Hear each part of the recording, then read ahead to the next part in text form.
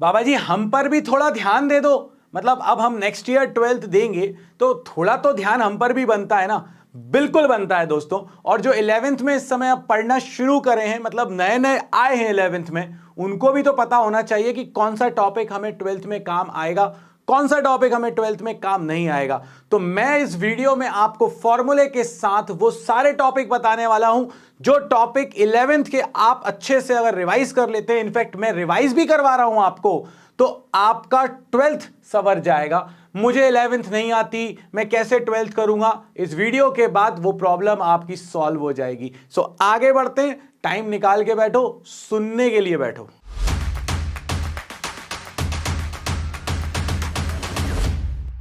सबसे पहला महारथी हमारे सामने आता है वेक्टर।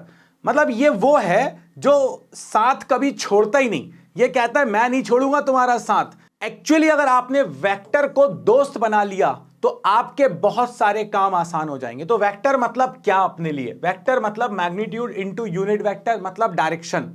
अब यहां पर यूनिट वेक्टर का फॉर्मूला भी बहुत सारी जगहों पे काम आएगा। ये होता है वेक्टर अपॉन इट्स मैग्नीट्यूड। अगर किसी को दिक्कत है कि हम कैसे कैलकुलेट करेंगे मैग्नीट्यूड को, हाँ, वो सारी चीजों के लिए नीचे डिस्क्रिप्शन में लिंक दी हुई है, पूरी की पूरी प्लेलिस्ट दी हुई है वेक्टर की।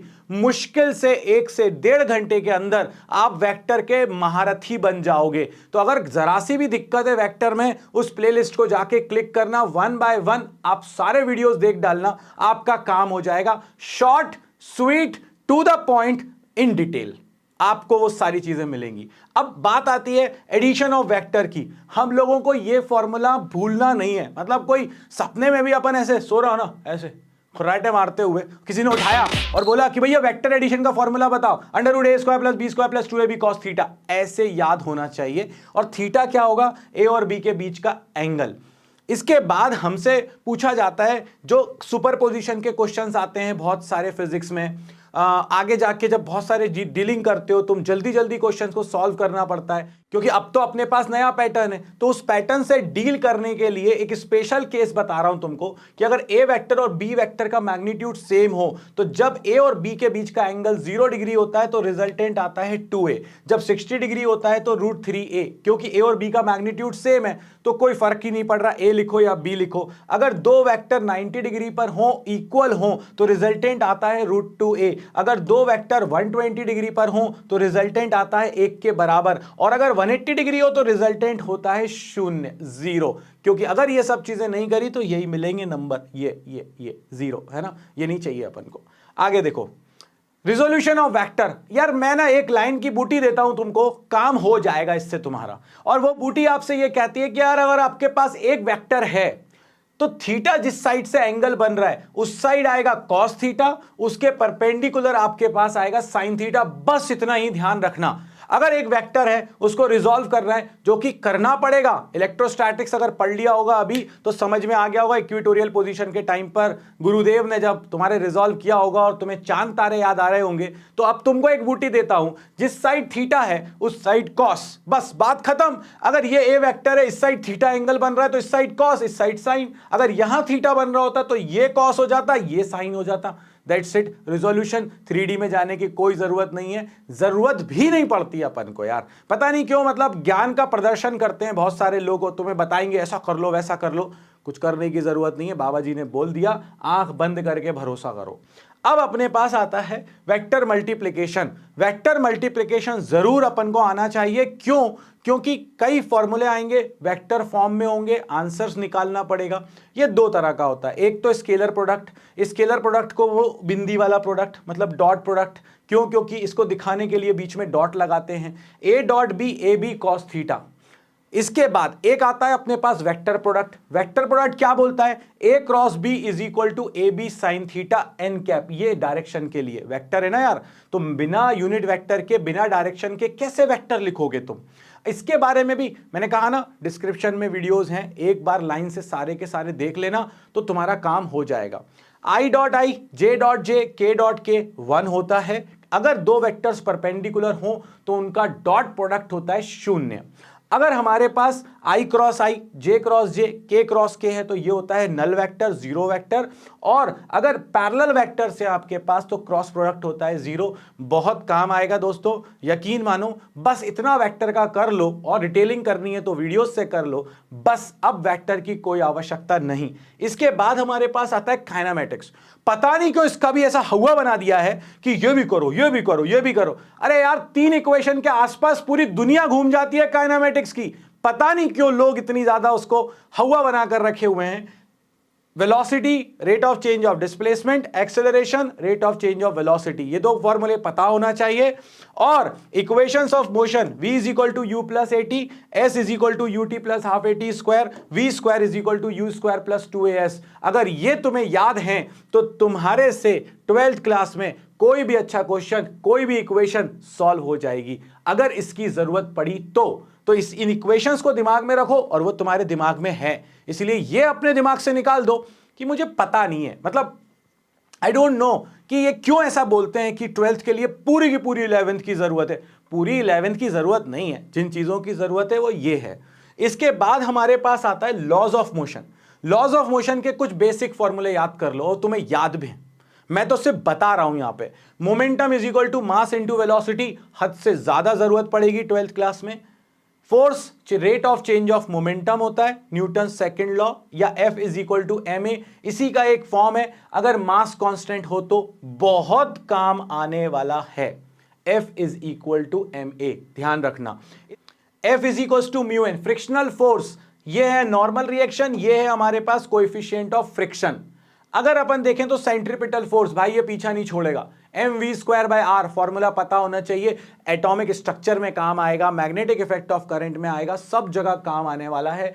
अब यहां पर कुछ बेसिक से अपन को फोर्सेस पता होना चाहिए, क्योंकि अगर मुझे एफबीडी बनाना पड़ा, जो कि पड़ेगा अगर तुम अच्छे लेवल के क्वेश्चंस कर रहे हो तो weight mg always vertically downwards, tension हमेशा स्ट्रिंग में होता है, स्ट्रिंग नहीं तो टेंशन नहीं, और जो टेंशन होता है वो हमेशा होता है उस मास से अवे। याद करो, इलेक्ट्रोस्टैटिक्स में पेंडुलम वाले क्वेश्चंस करवाए हैं कि नहीं करवाए हैं, और अगर करवाए हैं तो वो पेंडुलम वाले क्वेश्चंस में टेंशन वेंशन लग रही थी, वो लग रही थी, पता होना चाहिए। अगर आ जाए नॉर्मल रिएक्शन, हमेशा सरफेस से परपेंडिकुलर बॉडी की तरफ, कोई नीचे बना दे, बोले ये नॉर्मल रिएक्शन है, नहीं भाई ये नॉर्मल रिएक्शन नहीं है, बॉडी की तरफ अपन को बनाना है, ये हमारे पास नॉर्मल रिएक्शन है। लॉज ऑफ मोशन में अगर इतने फॉर्मूले पता हैं तो तुम्हारा काम हो जाएगा। इसके बाद वर्क, पावर, एनर्जी, ये वो चैप्टर है जो शुरू होता है तो खत्म नहीं होता। क्योंकि तुम यार कोई भी यूनिट, कोई भी चैप्टर उठा लो, एनर्जी की बात तो करोगे ना, वर्क की बात तो करोगे ना, पावर की बात तो करोगे ना। इसीलिए work done is equal to F D cos theta, या force into displacement. Power is equal to rate of doing work, या फिर force into velocity. Work done is equal to change in kinetic energy, work energy theorem काम आती है बहुत ज्यादा। और basic concepts of collision, elastic collision क्या होता है, इनइलास्टिक कोलिजन क्या होता है, परफेक्टली इनइलास्टिक कोलिजन क्या होता है, फिर वही बोलूंगा। डिस्क्रिप्शन में लिंक दी हुई है वीडियोस की, आराम से जाओ, वो पूरी प्लेलिस्ट तुम्हारे लिए है। जब भी टाइम निकलेगा 2 दिन के अंदर तुम वो सारे कॉन्सेप्ट्स रिवाइज कर लोगे। इसके बाद हमारे पास काइनेटिक एनर्जी का फॉर्मूला, मतलब ये तो मुझे कोई ऐसे हिला हिलू के भी पूछ लेना, कैसे भी पूछ ले, मैं कहूंगा half mv square. Gravitational potential energy mgh। Elastic potential energy अगर स्प्रिंग के अंदर स्टोर हो रही है तो हाफ kx स्क्वायर। बहुत रेयरली यूज करेंगे बट कर सकते हैं, इसीलिए मैंने तुम्हें बता दिया। इसके बाद वो टॉपिक, जिस टॉपिक से सब कहते हैं करें क्या, ये पीछा छोड़ नहीं रहा, खत्म हो नहीं रहा। भैया अगर आप इतना पढ़ लेते हो ना, जो ये सामने फॉर्मूले लिखे हैं, तो ये टॉपिक तुम्हारा हवा नहीं बनेगा, परेशान नहीं करेगा। और वो है अपने पास v is equal to omega R, ये है relation between linear velocity and angular velocity, और r है अपने पास radius. a is equal to linear acceleration is angular acceleration into r। Tau torque का formula, force into perpendicular distance, r cross f, या फिर i alpha. i क्या है, moment of inertia. बहुत कम यूज होगा बट हो सकता है। अगर अपन यहां पर देखें तो यह है एंगुलर मोमेंटम। एंगुलर मोमेंटम होता है r cross p, moment of linear momentum. mvr ये एटॉमिक स्ट्रक्चर में यूज होगा, उस समय याद ही नहीं आता, केमिस्ट्री वाले भी बोलते हैं, वो फिजिक्स वाले ने पढ़ा दिया होगा तुमको, l is equal to mvr, तो इसीलिए ये पता होना चाहिए। एंगुलर मोमेंटम होता है mvr या फिर I ओमेगा, और रोटेशनल काइनेटिक एनर्जी अगर याद रख सको तो ठीक है, नहीं रख सको तो कोई बात नहीं है, हाफ I ओमेगा स्क्वायर। इतना रोटेशनल एनर्जी का भी तुम्हें पता होना चाहिए। बुक 1 11th क्लास की बहुत इंपॉर्टेंट है, अगर आती है अच्छे से तो तुम वैसे ही मास्टर हो। इसके बाद अब आती है अपने पास बुक 2। इसमें मैं ज्यादा फॉर्मूले बोल ही नहीं रहा, मतलब वो चैप्टर तो बोल ही नहीं रहा जो तुम्हें बहुत ज्यादा परेशान करते थे 11th क्लास में, क्योंकि बहुत रेयरली यूज होते हैं अपने यहां पर फॉर्मूले। ग्रेविटेशनल फोर्स में मैं सिर्फ ग्रेविटेशन में तुमको एक ही फॉर्मूला बोलूंगा, F is equal to G m1 m2 by r square. Gravitational force acting between 2 point masses, m1 m2 distance r है, तो ये फॉर्मूला लगेगा। इलेक्ट्रोस्टैट्स और ग्रेविटेशन का एक अलग ही दोस्ती है, मतलब कई जगहों पे बाद में पढ़ते हैं, कई जगहों पे पहले पढ़ते हैं। अगर आपने ग्रेविटेशन पहले पढ़ लिया है तो इलेक्ट्रोस्टैट्स आपके लिए हलवा हो सकता है, बस जोड़ना आना चाहिए। अगर अपन बात करें एसएचएम की, बीच में मुझे किसी भी फॉर्मूले से कोई लेना देना नहीं है, एक आध फॉर्मूला रेयरली यूज होता है, क्यों इतनी टेंशन दिमाग पर दूं। एसएचएम में equation of displacement, velocity of particle in SHM, omega A cos omega T, ये तो पढ़ ही लेना। एक्सेलरेशन अगर नेगेटिव ऑफ डिस्प्लेसमेंट के प्रोपोर्शनल है तो वो पार्टिकल सिंपल हार्मोनिक मोशन कर रहा है। टाइम पीरियड का फॉर्मूला होता है 2 pi under root displacement upon acceleration का मैग्नीट्यूड। बस इतना अगर तुम्हें पता है तो तुम्हारे लिए एसएचएम मैं यहीं पे रोक देता हूं। Last but not the least, waves, wave optics में बहुत मजा आने वाला है। एक इक्वेशन ही सबसे ज्यादा काम आएगी और वो होती है equation of waves, y is equal to a sine omega t plus minus k x. A क्या है एम्पलीट्यूड, ओमेगा क्या है एंगुलर वेलोसिटी, के क्या है propagation, angular propagation constant, omega की वैल्यू होती है 2 पाई अपॉन टाइम पीरियड या फिर 2 पाई एफ, एफ क्या है फ्रीक्वेंसी, के क्या है 2 पाई बाय लैम्डा। अगर आपने इतनी सारी चीजें मतलब जो मैंने तुम्हें बताई हैं, पीडीएफ के नीचे लिंक दी हुई है, कोई दिक्कत नहीं है स्क्रीनशॉट लेने की, लिखने की, डाउनलोड कर लेना। इतना अगर आप कर लेते हो तो 11th के ये टॉपिक्स ही आपको परेशान कर सकते हैं 12th में। इतना कर लो, कोई जरूरत नहीं है परेशान होने की।